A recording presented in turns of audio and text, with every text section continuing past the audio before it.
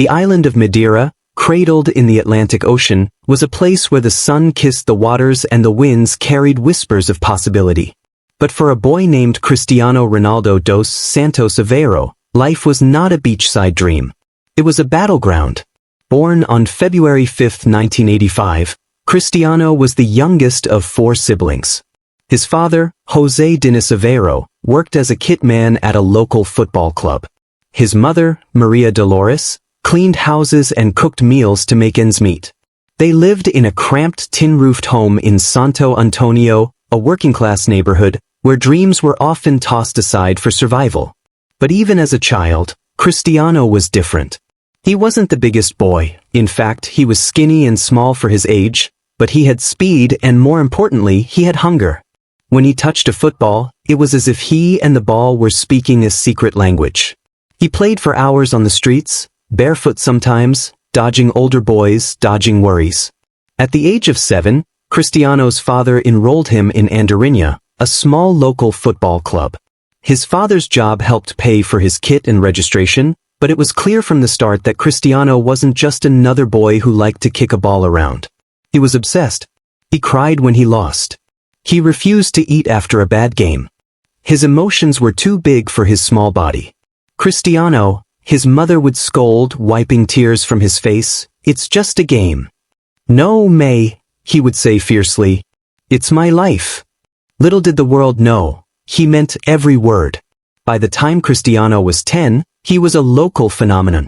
Scouts from larger clubs started to hear whispers, "There's a boy in Madeira, fast as lightning, tricky as a fox." But opportunity came with a cruel price. To pursue a real career, Cristiano would have to leave Madeira, leave his family, his island, and his familiar life, and move to the mainland of Portugal. At just 12 years old, Cristiano boarded a flight alone, a battered suitcase in one hand, dreams heavier than the plane itself. He joined Sporting CP's youth academy in Lisbon, a prestigious school that had produced Portuguese stars like Luís Figo. But Lisbon was cold, foreign, and cruel to him. He had a thick Madeiran accent. He was poor. He was alone. Other boys mocked him. "Ronaldo from the island," they sneered. Homesick and bullied, there were nights when Cristiano cried himself to sleep, clutching his football boots like a lifeline. Quitting seemed easier. Giving up would have hurt less. But he didn't. Instead, Cristiano made a silent promise. "One day, they'll all know my name." And so he trained, obsessively. After team practice ended, he stayed behind. Shooting, dribbling, sprinting until his legs trembled. Sometimes the academy staff had to forcibly turn off the lights to get him off the pitch. At 15, disaster struck. Cristiano felt something wrong with his heart. It raced dangerously during training sessions. After tests, doctors delivered chilling news: a racing heart condition that could end his career before it even started. His mother wept. His coaches braced for the worst. The doctors proposed immediate surgery, a risky procedure that would involve laser cauterization of the heart area causing the irregular rhythm. The family had little money. But Maria Dolores, desperate to save her son's dream, scraped together everything they had. The night before surgery, Cristiano sat alone in his hospital bed, staring at the ceiling. "Is this how it ends?" he wondered. "Before I even begin?" But fate had other plans. The surgery was successful. Within a few days, Cristiano was back, faster, hungrier, more determined than ever. Later, when asked about that moment, Ronaldo would say, "God tested me early. He wanted to see how bad I wanted it." At 16, Cristiano was already playing with Sporting senior team, a rare feat. In a friendly match against Manchester United in 2003, fate intervened again.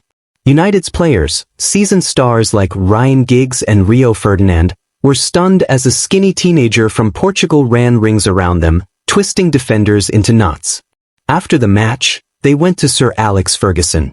"Boss, you have to sign him." Immediately. Within days, Cristiano Ronaldo was a Manchester United player. The boy from Madeira now wore the legendary red jersey, number 7, once graced by legends like George Best, Eric Cantona, and David Beckham. The pressure was suffocating. The English media were ruthless. "Overhyped," they sneered. Too many tricks, no substance. But Sir Alex believed. He took Cristiano under his wing, molding him with a mixture of tough love and fierce protection. Talent alone isn't enough, Sir Alex told him one night after training. Hard work, humility, discipline. That's what makes a legend. Cristiano listened. And then he worked harder than anyone. First to arrive at Carrington Training Ground. Last to leave. Gym sessions after training. Extra shooting drills. Studying footage of himself, obsessing over every weakness. Every jeer from the English fans was fuel. Every hard tackle was a challenge. Slowly he transformed. The skinny boy became a physical monster. The flashy tricks became devastating weapons. The laughingstock became unstoppable. By 2007, Cristiano Ronaldo had silenced critics. He led Manchester United to Premier League titles. His goals were outrageous, dazzling solo runs, impossible headers, thunderous free kicks. Yet still, there were whispers. He's brilliant, but can he lead? Can he dominate on the world stage? In 2008 he answered. Cristiano scored 42 goals in all competitions, an astonishing feat. He won the Premier League Golden Boot, the UEFA Champions League, and his first Ballon d'Or, football's highest individual honor. He was no longer just a boy from Madeira. He was the best player in the world. But success brought its own demons. Paparazzi stalked him. Rumors swirled about his lifestyle. Every mistake, every missed shot, was magnified 1,000 times. He missed a penalty in the 2008 Champions League final shootout. For a moment, it seemed he would be the villain. But fate intervened again, United still won, and Cristiano wept tears of relief and joy under the Moscow rain. In 2009, a new chapter beckoned. Real Madrid, the world's most glamorous club, came knocking with a world record transfer fee of £80 million. The weight of expectation was heavier than ever. Madrid fans were notoriously impatient. They demanded perfection. When Cristiano was unveiled at the Santiago Bernabéu Stadium, 80,000 fans packed the stands just to see him juggle a ball. The pressure was suffocating. The message was clear: deliver, or be forgotten. And Cristiano delivered. In his first 4 games, he scored in each one, a record. His hunger was insatiable. But Madrid demanded not just goals. They demanded trophies. The challenge was enormous. La Liga was ruled by FC Barcelona, led by none other than Lionel Messi, a magician whose quiet brilliance mesmerized the world. Thus began one of the greatest rivalries in sports history. Messi versus Ronaldo. Genius versus machine. Artistry versus athleticism. Every El Clasico match became a war. Every Ballon d'Or voting season became a battleground. In 2011, after heartbreaking defeats to Barcelona, Cristiano scored the winning goal in the Copa del Rey final, a bullet header in extra time. He sprinted toward the stands, arms wide open, a gladiator feeding off the roars of Madridistas. It was his first major trophy for Madrid, but not the last. Over the next several years, Cristiano shattered record after record. Fastest player to 100 goals for Real Madrid. First player to score 50-plus goals in 6 consecutive seasons across Europe. Most hat-tricks in La Liga history. Leading Real Madrid to 4 Champions League titles in 5 years. In 2014, Madrid finally captured their elusive La Decima, their 10th European Cup, after years of heartbreak. In the final against Atletico Madrid, it was Cristiano who buried the final penalty to seal the 4-1 win. He tore off his shirt, muscles rippling under the Lisbon lights, roaring into the cameras. A primal cry of triumph, survival, and destiny. By now, Ronaldo wasn't just a player. He was a global icon. CR7 was a brand, a phenomenon. Billboards, fragrances, fashion lines. But behind the glamour, the boy from Madeira remained the same. Ruthless, relentless, and never satisfied. When asked what motivated him, Cristiano said, "I don't chase records. Records chase me." Yet success had its shadows. In 2017, Ronaldo was accused of tax fraud by Spanish authorities. The headlines were brutal. Court summons, legal battles. A media frenzy exploded. Suddenly, it wasn't about goals or trophies. It was about survival. Critics sharpened their knives. Some Madrid fans even turned against him. The betrayal stung. But true to form, Cristiano didn't publicly rage. He didn't whine. He simply turned the noise into fuel. In the 2017 Champions League final against Juventus, Ronaldo produced a masterclass. 2 goals, a 4-1 demolition, and yet another Ballon d'Or. After hoisting the trophy, he spoke to the cameras. When they try to bury you, remember, you are a seed. Later that year, Cristiano won his 5th Ballon d'Or, tying Messi. The rivalry was still alive, and fiercer than ever. In 2018, after 9 glittering seasons at Madrid, Cristiano made a bold, shocking move. He signed with Juventus for €100 million. Many thought he was finished, an aging star cashing out. Once again, Cristiano proved them wrong. In Italy's Serie A league famous for brutal defending, he adapted instantly. He scored goals. He lifted titles. He shattered new records. But his most iconic moment came in the Champions League round of 16 against Atletico Madrid.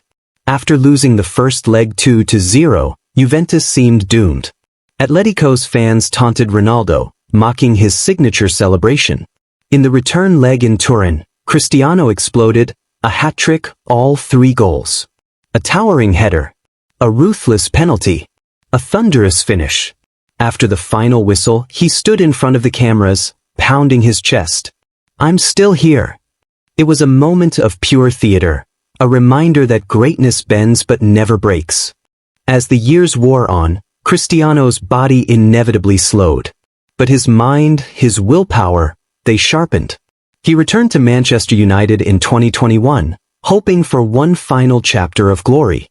He scored goals, broke records, becoming the all-time leading goalscorer in men's international football for Portugal. But Manchester United's struggles dimmed the fairy tale. Off the pitch, Cristiano endured personal tragedies, including the heartbreaking loss of his newborn son. He shared his grief with the world, opening a rare window into his vulnerable side.